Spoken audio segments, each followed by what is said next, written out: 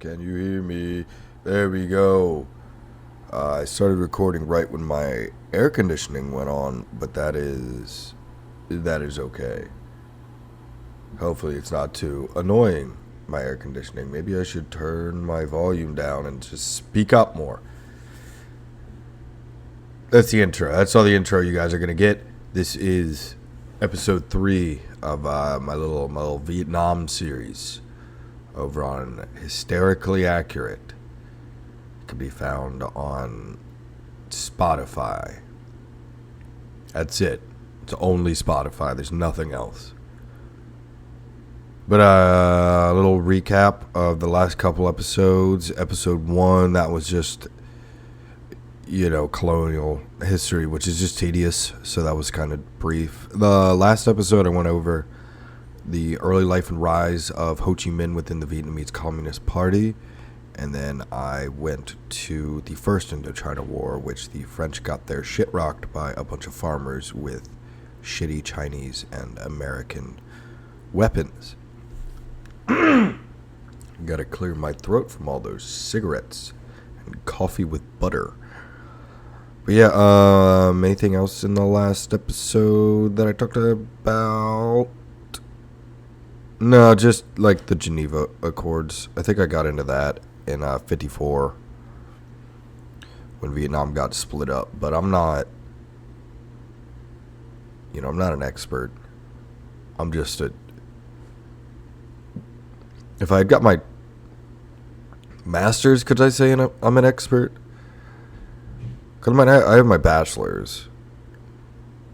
And I did do some of this stuff during my undergrad, so I guess I'm an expert, but I shouldn't say I'm an expert. Either way, okay.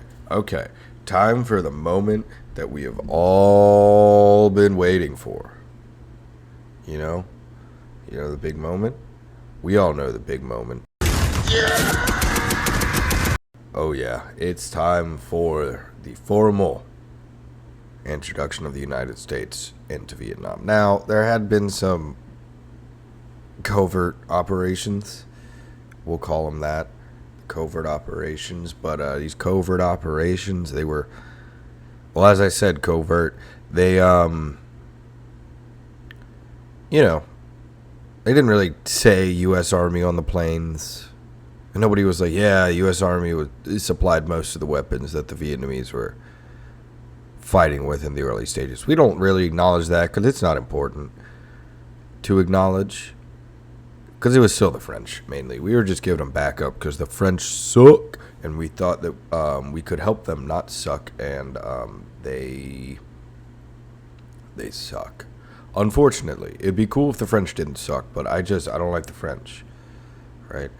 Why do I not like the French? I think I've given a myriad of reasons over the last couple episodes, but another reason I don't like the French. Did you guys see the fucking Olympics? That was just a load of horse shit. It was a bureaucratic nightmare. They had to have more. I'm pretty sure there were more, French troops in Paris than there were in Vietnam during the First Indochina War to try and make sure there's not a terrorist attack. One of those situations. You hear me move my chair? No, you didn't, because I'm sneaky. I'm sneaky like the Viet Cong, and we might talk about them today. I don't know. I'm trying not to make these things over an hour long because this shit sucks. If you think this sucks to listen to, it's not fun to go over. I was like, oh, I'm going to do a little Vietnam series. There'll be, 20, 30 minutes. We'll do 10 episodes, and this will be a good time. And now it's looking like it's going to be 15 or 20 in all, at least 45. Because I ramble like this far too often. But, yeah, time to get to, we're not quite at CCR yet. We're more getting, early rock and roll, get more folk music. This is this is when the beatnik era is kind of ending and the folksy era is kind of popping off, which I can dig, man. I can dig it, man. We're not quite into Summer of Love. We're not going to hit that for probably 3 or 4 more episodes. If you only care about the rock and roll spirit of Crosby, Stills, Nash and Young, or the hard hard rock and roll of Jimi Hendrix, you're going to have to wait a couple weeks, probably a month for that. I'm definitely not going to get that other series even started until fucking December. God. Other things to look forward to. If I get proper validation from this, I'm going to be doing another series called The Four Horsemen. And it's going to be all about just a bunch of different, white dude stuff. Wars, 30 Years War, 7 Years War, Napoleonic War, and Civil War, and how they all led up to the First World War. It's called The Four Horsemen of the Apocalypse. Let's see if we can put those two. See if we can put two and two together to see what the theme. And any listener that acknowledges listening to this and tells me which of the Four Horsemen is for each war, you will get nothing, actually. You're not going to get anything. There will be nothing for you for listening to this because there's no reason. Actually, no, there's no reason. I would love... God, I just need to get to Vietnam. I'm sorry. I'm rambling too much. I had coffee with butter, so I'm jacked. I put a little salt in there. I'm feeling like a cat in heat. I'm feeling like my cat that went missing. Yeah, he fought off an eagle. I know he did, right? It's crazy. So, where does America get involved in Vietnam, and why does America get involved in Vietnam? Well, basically, it falls down into this thing called the domino theory, which is so unbelievably real. I'm not even kidding. It's such horse shit that people are, oh, the domino theory was wrong, when the domino theory was so right. It's unbelievable. Right? What is the domino? What is the domino theory? You wonder. Well, you see, after the Second World War, with the collapse of colonial empires in Asia and the rise of the Cold War, it created a power vacuum. That was a very incoherent sentence. I'm trying to read. I can't read. I just need to ramble. And the power vacuum left a shit ton of nations very vulnerable to political and ideological influence. Now, nobody wanted to be fascist because we already saw what fascism did. We were like, fascism bad. But the Soviet Union's expansionist policies and the victory of communist forces during the fucking Chinese Civil War.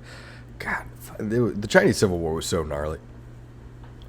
It fueled Western fears of a global communist takeover because we were like, oh, communist revolutions running everywhere. That's scary. Because you got to remember, in the post-World War II world, most of the world was ripe for revolution, especially if you consider the Great Depression happening before that too. Because if there's one thing that'll make people revolt violently, it's being hungry. That's like the one really big thing of don't let the people go hungry. If they don't go hungry, you'll probably be fine. But if they go hungry, they're going to try and kill you, right? So there's a lot of hungry people all across the world because of World War II. And World War II destroyed the environment. It destroyed a lot of agriculture, industry, all that good stuff. So people were hungry, right? And we're like, oh, God, the communists are going to take over. So the U.S., we adopted a policy of containment to prevent the spread of communism. And we saw it as a monolithic aggressive force when it's not monolithic. It's more... to be as subversive as communism is, you cannot be monolithic. Because it's a bunch of feints and lies and lies and lies. And then you have a dictator. This is a very strictly anti-communist podcast, in case you guys didn't realize that. The only people that I think are the good guys in this whole story are your average American GIs and the Vietnamese people. I don't think the governments were good. I don't think any military leadership was good. I hate the Viet Cong. I hate COSVN, Kosovan, whatever. I don't know. It's like I hate them all. I hate the North Viet. It's just too much, man. They were a little too willy-nilly with the killing, I mean, we'd drop bombs, so we're we have plausible deniability. The communists were we're just going to shoot people all of the time. Holy shit. It's 82 degrees down here today. And it's 10:30. It might not peak over 95 today. What a blessing. Minor aside there. So, while not explicitly named, the concept of one country falling to communism leading to a chain reaction began to emerge in policy circles and public discourse because people understood communists will try and take over in every way, shape, or form because they suck and they're evil. And then, especially after the outbreak of the Korean War in 1950, this reinforced the belief that communism was aggressively expanding and it was essential to prevent its further spread. I mean, I'm on that team. I agree. I'm straight up like, yeah. So, like I think should have happened, the 1950s saw the gradual development and popularization of domino theory, and policymakers and intellectuals increasingly use the metaphor to justify anti-communist policies, which is good, right? I think I might do a rant against communism episode, but another problem with communism that everybody forgets on why it's okay to be aggressive towards a communist is communist is inherently aggressive. It's revolutionary, and it's saying, we're going to take your system, we're going to crush you, and we're going to take it over. This is ours now. And I don't like that. That's a shitty vibe.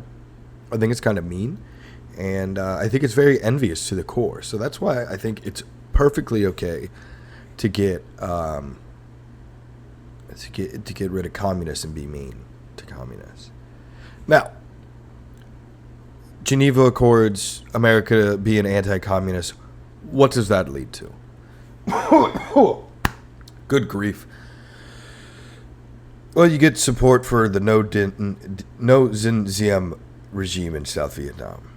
Now, the no Dinh family jewels, the regime was nepotic, religiously oppressive, and it was supposedly very corrupt. I mean, the man was living far better than anybody else in the damn country, but who knows? He's just a simple public servant who came from a very prominent Catholic family in Vietnam. His father, No Dinh, I don't know his first name, because these names are dumb. He was an advisor to the puppet emperor during the French colonization, and he served as a provincial governor under the French colonial administration. So he was very loyal to the Vietnamese people, and supposedly not a self-serving opportunist. But I think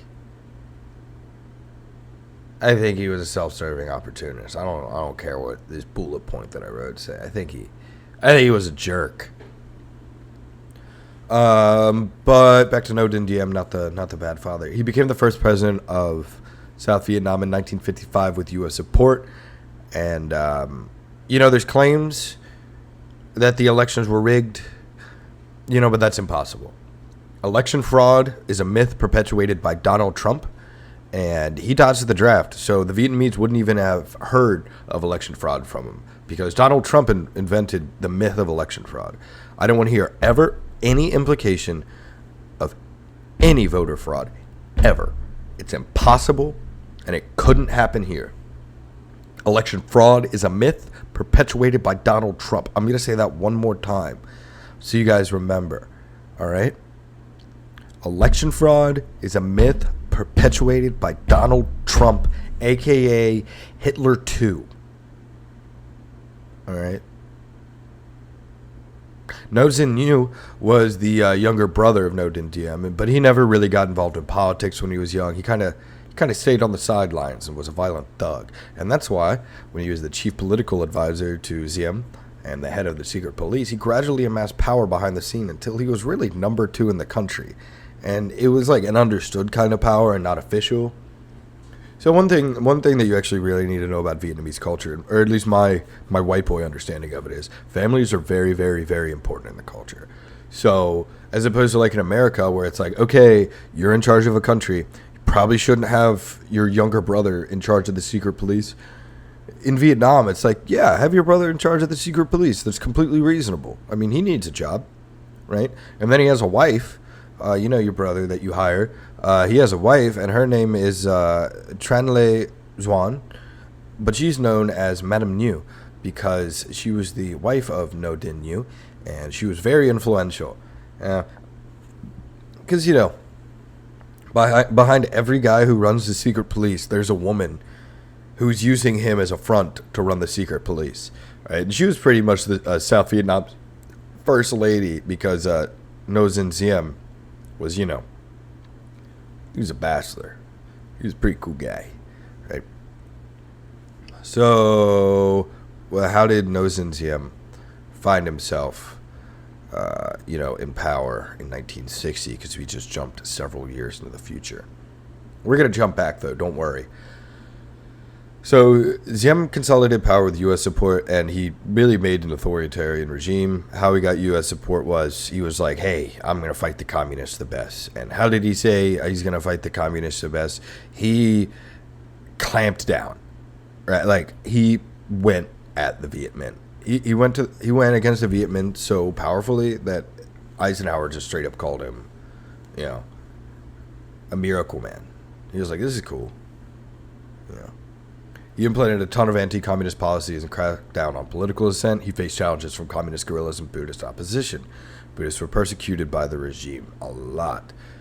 And, I mean, Nozin Yu, he was in charge of all the persecutions. So dominating theory and practice was kind of what was going on in here. You have to hold up this shitty regime so Western democracy doesn't look weak and unappealing on a world stage. It didn't do anything. But yeah, I mean, there were warlords running around in Saigon, and Diem kind of really helped that. So that's another reason Eisenhower called him the Miracle Man. But 1956 came along, and they were supposed to have that election, and Diem didn't really want to have that election. And you're like, why didn't Diem want to have the election? And it's because essentially he was an asshole who intimidated people, and the North Vietnamese, they had really good, ways to entice voters to vote for Ho Chi Minh, like shooting him in the head. So everybody kind of rigged elections, but the real kicker was Nozin Diem was like, I'm me, man, and everybody's like, you're kind of rich and an asshole. Ho Chi Minh was a communist subversive. God, I hate Ho Chi Minh because here's the thing you got to remember about communism here, and it's really, really, really, really, really, really important to understanding why it's not the good way to go. So under a capitalist regime, your life is probably not going to get much worse from where you were. Like, if you start at the bottom, your life at the bottom isn't going to get more bottomy, right? If you start at the middle, you're probably not going to go much further from the middle. No matter how little that middle is, or no matter how poor that poor is, it's probably not going to get worse, right?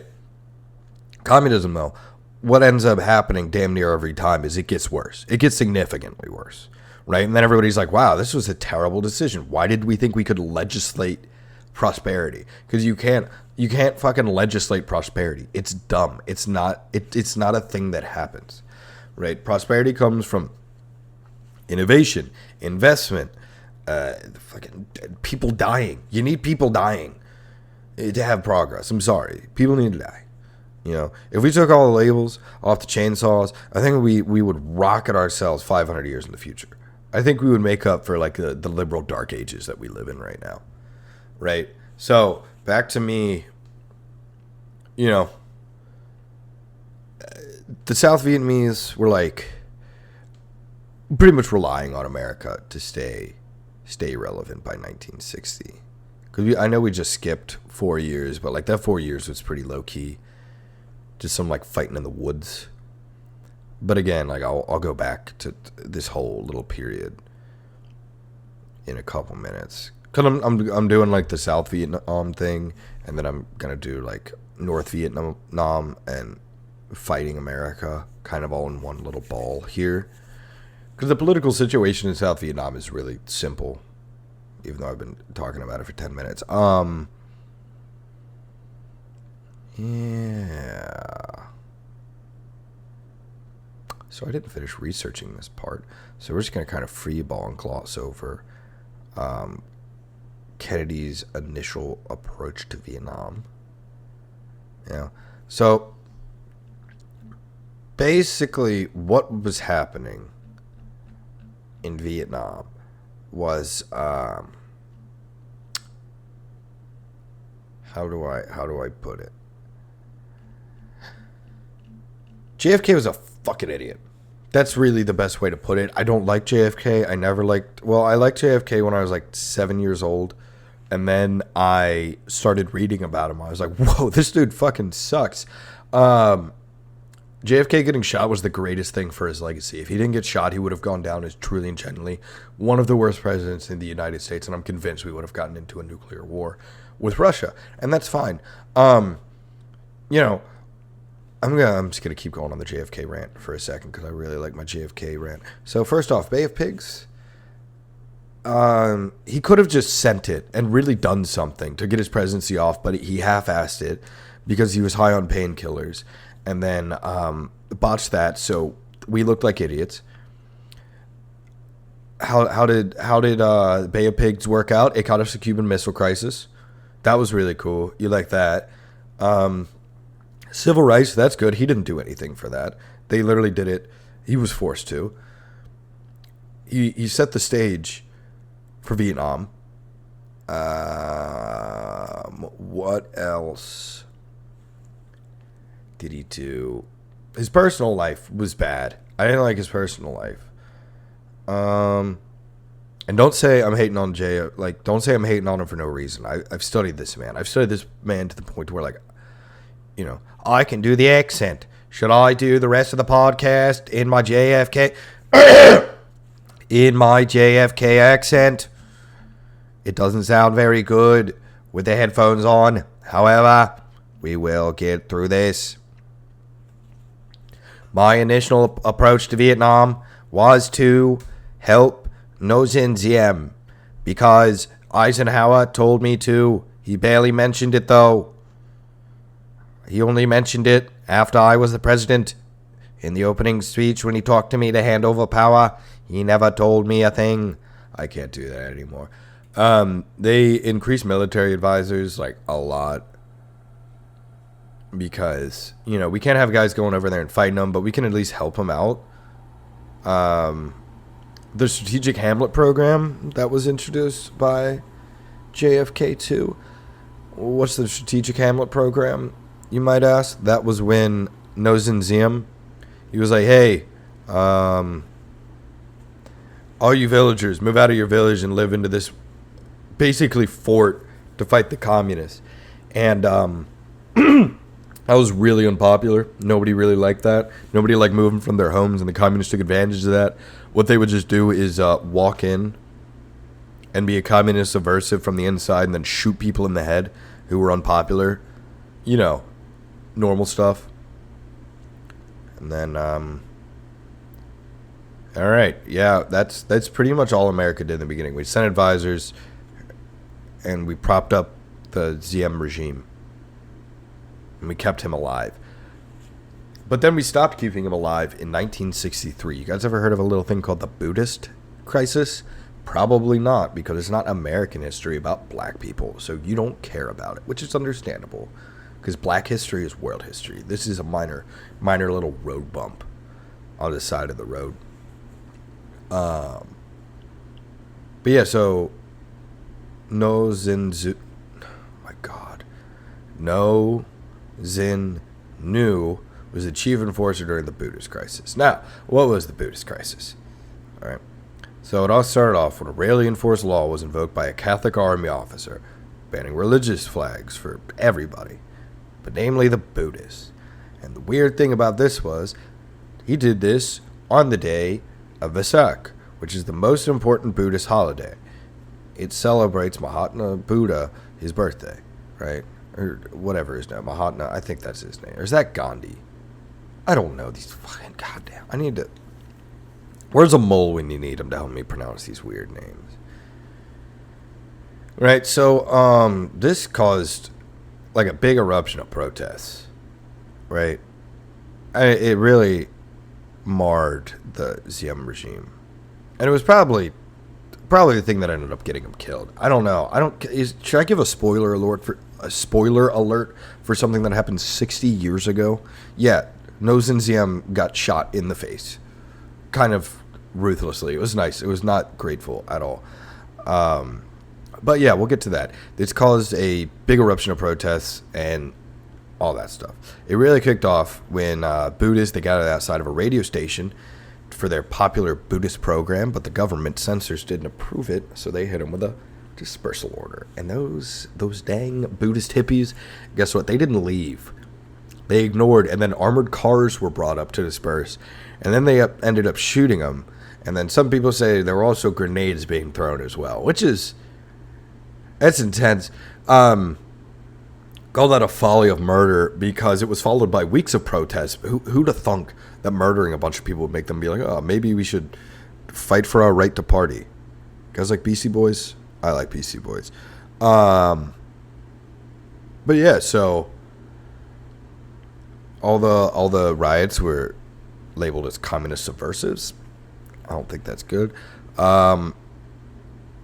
So part of the reason could have been Diem's brother was so anti-Catholic. What did I write? Oh, okay. I know what I wrote. I'm sorry. I was really tired when I wrote some of this.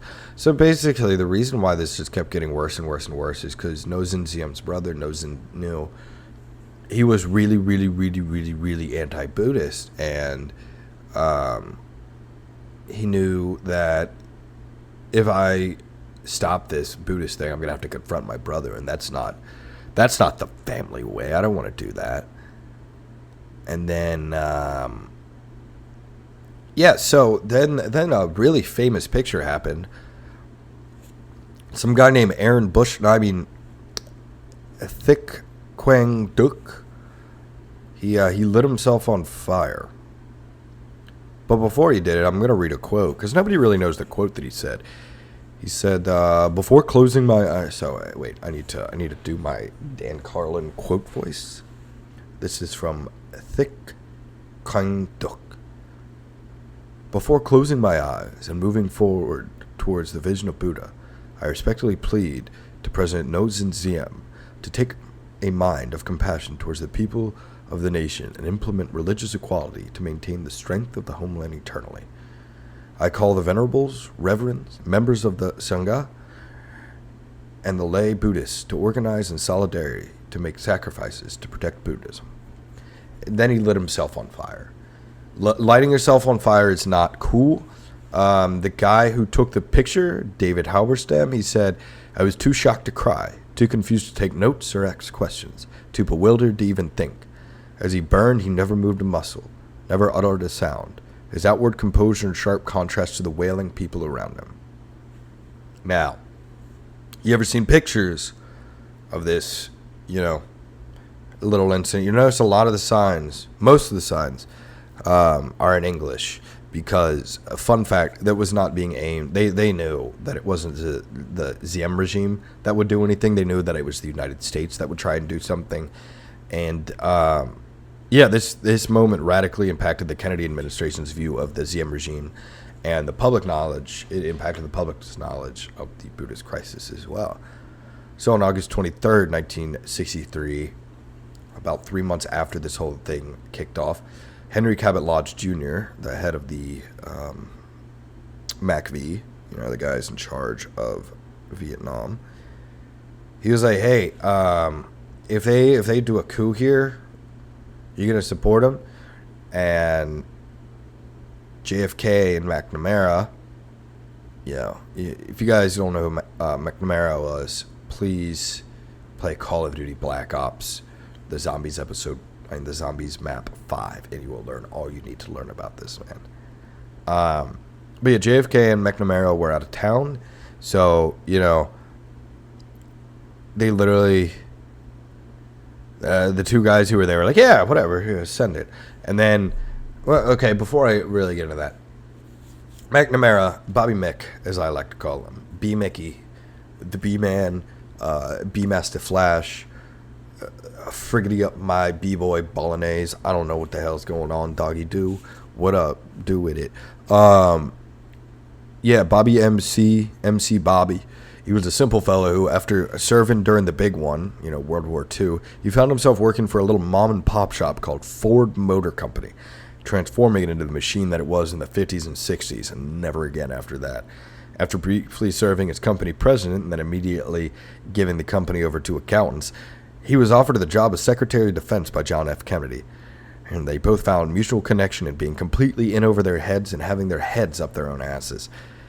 Because, fucking JFK. So, the guys are like, hey, yeah, send it on the coup. JFK and McNamara get back and we're like, dude, what the fuck? That's not good. And then JFK sends McNamara and General Maxwell Taylor. He's going to become important later on in the fighting portion of this podcast. They went on a fact-finding mission, coming back and being just being very underwhelmed and reporting apparently that the Diem regime was unsalvageable, but a military victory could be pulled off if we kill these guys and kill more communists. So after that, the Diem regime was pretty much done so. And on November the 2nd, 1963, an American OSS man radioed in on his channel. He goes, 99999, commencing the coup. Rebel groups bum rushed the presidential palace, but both Diem and New both fled. They escaped to a safe house, but the heat got to them and they surrendered. And they were assassinated next to the road after being taken into custody. They got handcuffed, drove to the middle of nowhere in some shitty van for like 3 hours on shithole Vietnam roads, and then just got shot by a MAC-10 on the side. That's pretty intense. Or no, this was... I'm trying to think, if this was South Vietnamese Army, they wouldn't have had a MAC-10. They probably... What year was this, 1963? They probably had a Thompson. Probably a Thompson submachine gun. If it wasn't a handgun, if it was a handgun, it would have been a 1911 or something like that. They wouldn't have used an M14. Those are as big as the Vietnamese. I don't know. Either way, that's that for that, right? But karma's a bitch, and that November there were 2 caskets for 2 presidents. JFK's legacy was saved by a bullet, which may or may not have been intended by Jackie. I think JFK was aiming for Jackie because he wanted to be a bachelor again after his presidency was over in a year, because he knew he was not going to get reelected. There was no fucking chance that guy was going to get reelected. Holy shit, no. But,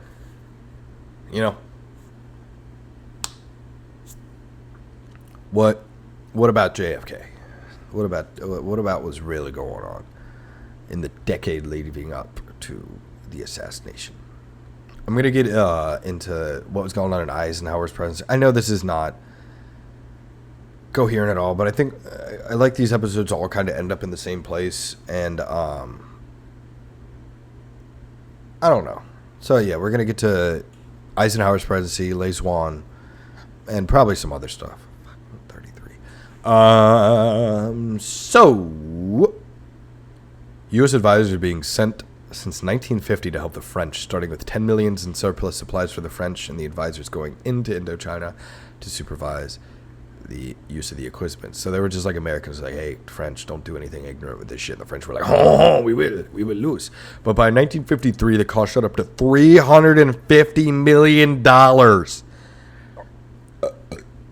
simply replace ruined French equipment because the French sucked. By 1954, the U.S. was footing the bill for 80% of the conflict. Fuck the French. Did you hear that, Pierre? Did you hear that, Pierre? Fuck the French. They didn't pay us a dime back. They're quitters, losers. Can't foot the bill for anything. They helped us out once, 250 years ago, and reluctantly, might I add. And now we have to be indebted to them. We should have let them lose the Great War and then annex them after we won the big one. Woo! Also, get fucked, French. You helping us out on our revolution, make us the greatest country in the world? That caused your revolution, because you're a bitch country, French. Fuck you, France. So after the French let us down, we had to back the Diem regime before the French let the U.S. down. I'm just going to keep saying they let us down. We had to hold them up. So they are cowards who do not deserve nuclear weapons, and they should relinquish sovereignty to the United States. I can't tell. Sometimes I'll start reading a point, and I'll be like, this is informative. This isn't me just ranting about the French. And I'll be like, fuck. This is just me ranting about the French. And then after the French left, as stated before, the U.S. was left to hold the bag for South Vietnam's defense against communism, because France sucks, right? Militarily, it was at first not so significant, but we're going to watch an insane snowball happen here, and we're gonna hop back about a decade because we really zoomed in there. So get ready to be focused.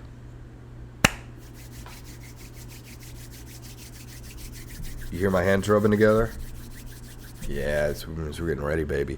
So Lê Duan stayed in the South after the split to Vietnam. Nobody knows what he was really up to before that. He was just like fighting people. He was in the Viet Minh. He was a younger guy, you know. And they lay dormant for a little while and staged their actions in secret. In 1956, the Diem regime began to clamp down on the Viet Minh, and this prompted Lê Duan to send a message asking for permission to go into action. And Diem was doing a very good job of clamping down. He did enough, like I said, to where I called him a miracle man. Partially to help him stay out of Dodge, and partially due to a power struggle between the North Vietnamese government, Lê Duan was recalled to the North. And after reaching it, he was absolutely dismayed at the attitude of the Politburo, who seemed soft and avoidant of revolution. Now, Lê Duan had been sitting there ready to fight for like 3 years, or 4 years or some shit. It was like 3-ish by time this point. So he was like ready to go, right? But his fiery speech and him being an actual like combat veteran rather than just like a leadership veteran, he won the party secretary spot over Job, and the head of the NVA, and he was the general who won Dien Bien Phu too, but still lost to Lê Duan for this election. So. Yeah, this is just basically because Lê Duan was out in the field longer. And then when Lê Duan became the guy in charge, this was right around the time of the Great Leap Forward in China. If you guys don't know what the Great Leap Forward was, it was when like 50 million Chinese died because they killed all the sparrows. Yeah, that's what happened. They killed all the sparrows, and then they all starved to death. And everybody was so afraid of Mao Zedong that they would actually not report that millions of people were dying. Yeah, China's a clusterfuck, right? But Lê Duan said China of today will be the Vietnam of tomorrow. Because he's an idiot. Yeah, that's it. That's literally he's just said that the China of today will be the Vietnam of tomorrow, while millions of people were starving to death in China. Isn't that nice, ladies and gentlemen? Isn't that nice? Lê Duan was, as opposed to, the peacemongers, he said it was better to war than to jaw. He was the biggest proponent of the war, and the country caught up in late 1958, when peaceful reunification was being more and more unlikely. The Viet Minh were also getting up early. They were getting all, they were just doing little attacks. Like, they would just, like, drive through the gates of, like, a army base and just start shooting people. They'd blow up buses. They'd just shoot random people. Terrorism. They were committing acts of terrorism. Let's be real here. But Resolution 15 was eventually passed by the North Vietnamese government, which got volunteers in hard quotation marks to go south because they were just really guerrilla fighters. I'm cracking my back there. I'm sorry. But yeah, they were sending like tens of thousands. We don't really know how many, but potentially hundreds of thousands, if not dozens, of volunteers were going down south through a trail that eventually turned into the Ho Chi Minh Trail. So that would go through like Laos, Cambodia to get there.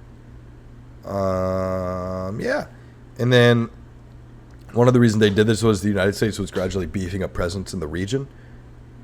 Why did I use that? I used that quote right in the middle of the Great Leap Forward. Lê Duan said China of today will be the Vietnam of tomorrow. Literally copy and pasted from up there. What the fuck is wrong with me? Am I retarded? I think I'm retarded. But yeah, like I said earlier in the communist thing, North Vietnam was getting significantly worse, while South Vietnam was just not getting better. And after Resolution 15, the Viet Minh targeted government officials and then began actual attacks against the South Vietnamese army, which will now be known as the ARVN by the Americans, which is the Army of the Republic of Vietnam. They also blew up symbols of America, like in 1959, 2 John Deere tractors were blown up by the Viet Minh near the Cambodian border, because we can't have our countrymen having nice things. That would be too far, right? Wouldn't that be insane? Wouldn't that be insane if they went too far like that? I think it's too far to have nice things and try to feed yourself. Good God. But yeah, the attacks, like blowing up John Deere trucks and tractors, they were ramping up. And it was basically the Viet Cong flexing their ability to strike with near impunity. The Tiger, remember when I said Ho Chi Minh was like, we are like a tiger, yes, the big French elephant. They know what's happening when we jump out of jungle, tear a chunk out of their back, and then run back into the jungle. We just can't stay still, or else we get starved to death by the great elephant. Remember that? Yeah, well, the tiger has awakened. Yes. Do you like that? Do you like my Chinese Vietnamese accent? That was a Chinese accent, guys. We like getting racist on this pod. We think it's funny. But yeah, Hanoi still refused to allow full open warfare, which was cool. You know, and the fighters, most of them were just sitting there doing absolutely nothing in the Mekong Delta. And after years of languishing in jungles, guess what happened? The North Vietnamese, or the guerrilla government in South Vietnam, the COSVN, gave the order. Buffets open. Did you hear that? Buffets open. Let's eat. Steak, eggs, and gravy, baby. Let's go get those Americans. Pow, pow, pow, pow, pow. But yeah, after about a month of terrific gains by the communists, nearly 1/3 of the South Vietnamese people were governed either secretly or openly by communists. And most of the U.S. aid is actually at this point being used for arms and not nation building. The Diem regime ignored very good advice. Good advice is in published government and budget documents, scrutiny of all government branches, liberalization of press laws, and improved relationships with foreign media, fireside chats with the peasants, and more general credit to the farmers. The fucking dickhead rejected it all. And then, skip 2 months into late 1959, early 1969. I'm sorry, God, I can't talk. Late 1959, early 1960, and the Vietnam is getting bigger and bigger and bigger. And then finally, on December 20th, 1960, the Viet Minh are redesignated the Viet Cong. You guys know what that means? It's time to go hunting for Charlie. And we're going to get on that in the next episode, because this has been episode 3 of Hysterically Accurate. Don't forget to like, review, subscribe, all that good stuff. What else is going on? I got nothing else happening. Got some comedy dates. Not really, though. Just come see me at the Creek in the Cave midnight open mic all the time, because that's my life. It's 80. Yeah, it's still 82. That's pretty cool. But yeah, that's been the pod. I hope you guys enjoyed it. Next episode, we're going to get into Johnson's presidency and try and knock out 1960. I don't know. I'm going to stop saying what I'm going to do in episodes, because I was like, I'm going to get Johnson's presidency in this episode, and it's been 45 minutes already. So, I don't know. But yeah, we're going to get over it. We're going to go in the... If you guys want to kind of read into this before so you can understand what I'm rambling about and can correct me when I'm wrong, we're going to get into Gulf of Tonkin, Rolling Thunder, Search and Destroy, Ia Drying, all that good stuff. Like the real meat and potatoes of the Vietnam War. Yeah, that's what we're doing. I don't have any socials to tell you, but yeah, thanks for listening, guys. This has been episode 3 of Hysterically Accurate, season 1, Vietnam. Have a good one, guys.